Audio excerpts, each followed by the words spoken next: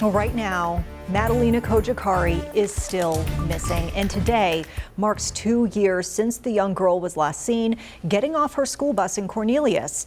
And it wasn't until weeks after this video was taken that Madalina's parents reported her missing to police. This led to those parents' arrests, who both spent time in jail for their handling of her disappearance. It is a case that continues to raise questions as the search goes on for Madalina. Now, this story weighs heavily on the community in Cornelius and beyond. So, of course, we know today's anniversary hits hard for many folks. WCNC Charlotte's Jesse Pierre has been working on this story since we learned of Madalina's disappearance. So, Jesse, you sat down with the Cornelius police chief. What did he have to say tonight? Well, Police Chief David Bokum tells me that the search for Madalina Cojocari is far from over, and he says this will not turn into a cold case. He adds investigators have dedicated thousands of hours to this case, and despite the passage of 2 years since her disappearance, the police remains committed to finding her. 2 years later, the whereabouts of Madalina Cojocari remain a mystery. We really have mixed emotions. You know, when this case first started 2 years ago, none of us thought we would be here today.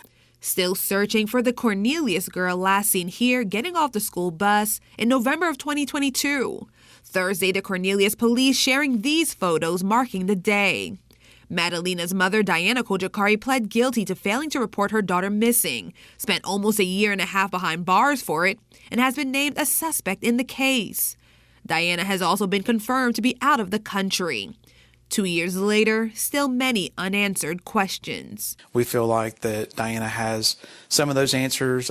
We made every effort we could to make contact with her after release. We did several interviews, and we still weren't able to determine where Madalina was based on those, and then she made the decision to go to her home country. Chief David Bokum says Diana maintains not to know where Madalina is and says there are no record that Madalina left or was taken out of the country. As far as we know, she's still here in the United States. And investigators believe Madalina is alive. So we found no evidence that would lead us to believe that she is deceased. Madalina's stepfather, Christopher Palmer, was found guilty of the same crime, a jury taking less than 30 minutes to deliver that verdict. During the trial, Palmer revealing a pattern of unpredictable behavior and intense religious rituals by Diana, who he said called the shots and took primary care of Madalina. Palmer is out of custody on supervised probation. He has since filed a notice to appeal his conviction. We've spoken to him, but we have not formally interviewed him. So now what? Bokum says there are only so many details they can share, as this is an ongoing investigation.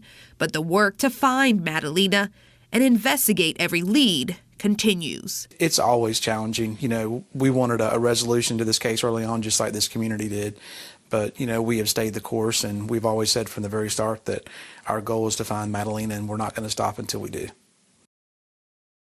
Now, to recap, Diana Cojocari is currently free from any active charges related to her daughter Madalina's disappearance, though future charges remain a possibility. A $25,000 reward is still being offered in this case for any information leading to an arrest or conviction in connection to Madalina's disappearance. Back to you guys. All right, Jesse, thank you.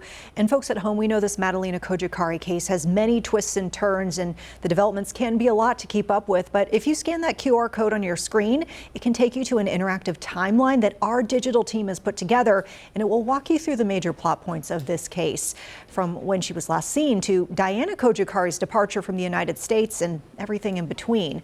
Once again, that QR code will take you to the timeline and other details. You can also find it inside our mobile app or on our website.